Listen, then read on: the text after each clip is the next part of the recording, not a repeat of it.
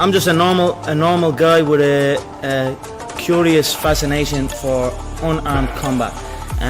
Mixed martial arts is basically the purest form of unarmed combat known to man.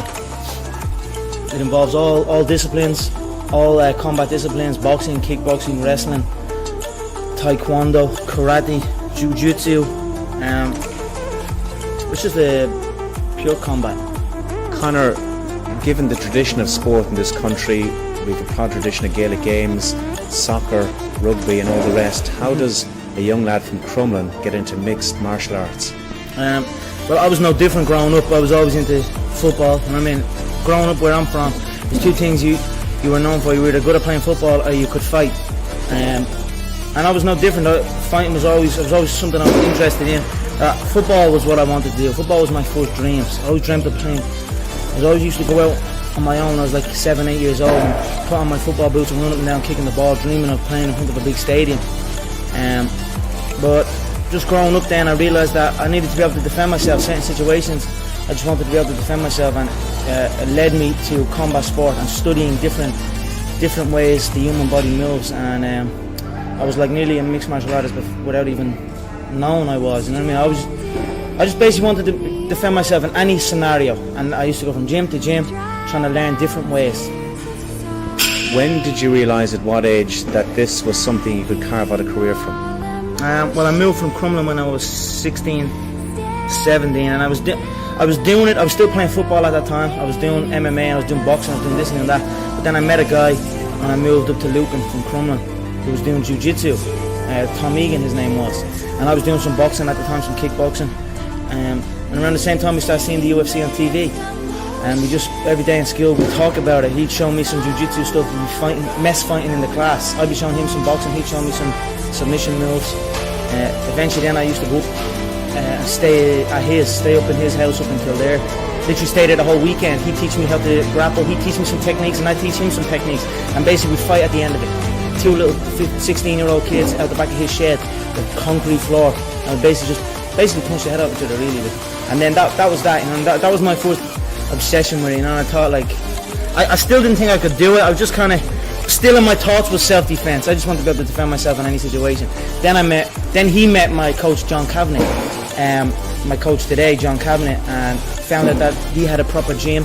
He also ran shows where you could actually compete properly, and that was it. The two of us went down, met John, and that was that. John showed us a different approach to combat sport, a different way of thinking, the professional way. You know what I mean? Even though we were in a little small shack in a little hut, it was a professional approach to unarmed combat, and he introduced me to jiu-jitsu, which changed my whole approach and made me look at the finer details of combat. And then that was it. I was hooked. When I knew he had shows, I knew it was there. I knew I could get that ladder. You know, I knew I had something. I had a fascination with it, and even if it didn't, I couldn't shut it off. So I just rolled with it. Kept showing up every day. Got my ass whooped a couple of times. Whooped a couple of asses. Eventually, I became really good, and that's that. You keep mentioning there that you're doing this, or you had, when you were starting out, you were doing it to defend yourself. Were you bullied when you were younger? I definitely wasn't bullied. I definitely wasn't bullied. But you know, as you're growing up and you're walking around, and I used to live in a little estate, and when you explore outside that estate, you start meeting new people, and then fights would happen. Boys, you know what I mean? Young boys would fight. But it just stuck in my head a little bit more. And something like that happened. It was always in my head. I go back and think about it. I think about what happened, what position happened, and just think about things. I wasn't necessarily bullied or nothing like that, you know what I mean? Have my friends grew up. It's just, Crumlin's a tough area, you know what I mean? It's just the way it was as growing up. But it just probably, like, maybe people might just went on with the day and forgot about it. Me, I just kind of sat back and thought about it a lot more, and it led me to the gym. This is your life, it's your job. Did you ever have, let's call it a normal job, Conor, a 9 to 5? Mm-hmm. Yeah, because the Irish thing is to get into a trade straight away. I was no different. As soon as I finished school, I was always getting pestered. What are you doing with your life? Are you doing this, doing that? They didn't know what it was. They didn't know what MMA was. They didn't know what this. They didn't know I could make a career out of it. As far as they were concerned, my man and dad talking about. As far as they were concerned, I was just getting into a cage and fighting with some other guy. They didn't know nothing about it. No one did really, but I knew. You know what I mean? I knew. But and then I ended up getting a trade just to keep them quiet. Because I used to have a lot of fights with my dad. What trade did you get? I ended up getting a trade as a plumber. literally up in the back arse of nowhere, up in the Wicklow Mountains. And funny enough, that site was one of the biggest sites in Europe. Kiltiernan, it was right at that skiing place. Huge, and now it's just abandoned. Now it's just deserted. So I used to go up there 6 o'clock, 5 o'clock in the morning. I was on that M50. I used to have to walk to the N4, about half an hour from my house, wait for some Limerick guy that I didn't even know. He'd drive on the M4, and I had to flag him down.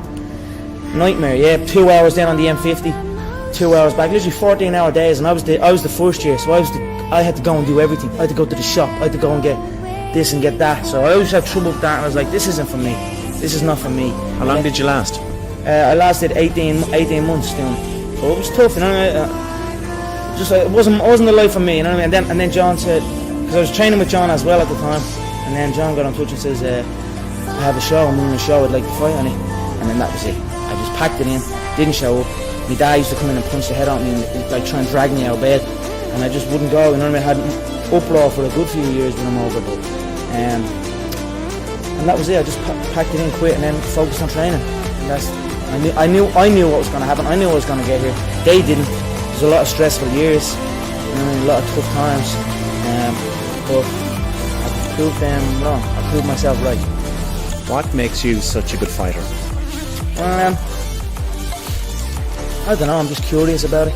I'm curious about it. It's never. I mean, it's in my head 24/7. There's nothing else I can think. I don't think about nothing else. And that's it. I'm just curiously fascinated with it, and I can't stop thinking about it. Everything I do in my life is related to this. I don't do nothing else if it's not got to do with fighting. You know what I mean? And that is why. You know what I mean? To be truly good at something, all you've got to do is show up. Is that not unhealthy? I don't know. Do I look unhealthy? Take a look at this physique. I'm in phenomenal shape, in body and mind. To me, what's unhealthy is living an unhealthy life. To me, what's unhealthy is getting up and going through the same day every day of your life, 9 to 5, in an office or in a. That's unhealthy. That beats your mind. I don't work. I love what I do, and that's why I'm doing what I love. You know what I mean? That's why it's become a career for me, because I love it. I love what I do. So I don't think it's unhealthy. I feel good in my mind. I mean, it's my life. What has the last 6-7 months been like for you, Conor? A lot different. You know, you get a lot more spotlight is on now. I'm no different. I don't do nothing any different. I still come to the gym. There's people trying to get me to do this and get me to do that. But I know that in order to be successful at this game, it needs to be 24/7. I need to be living in this gym, and that's since this new facility, SBG Concord, has opened up. The setup now is I come here at 1 and 2 o'clock in the day, and I'm here till 10 o'clock at night. There's no outside distraction. There's no nothing. It's been crazy. The spotlight is on. The Irish public are watching, but it's what we planned. It's what we prepared. I knew I was going to be the person to bring martial arts to the public eye, and now it's happening. You know what I mean? There's two things I've learned from these past 7 months.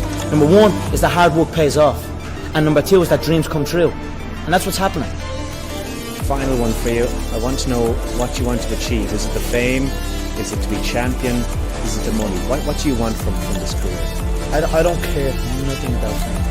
I don't care about fame. The gold belt is what I want. The 2 gold belts. I was a 2-weight world champion in the previous organization. Now I'm on the big stage at the UFC. I want that featherweight belt and I want that lightweight belt. That's my goal. The money is going to come with that. Don't get me wrong. It's prize fighting. I'm after the money as well. But the money comes with the belt. And the belt is what I'm focused on. I don't care about fame.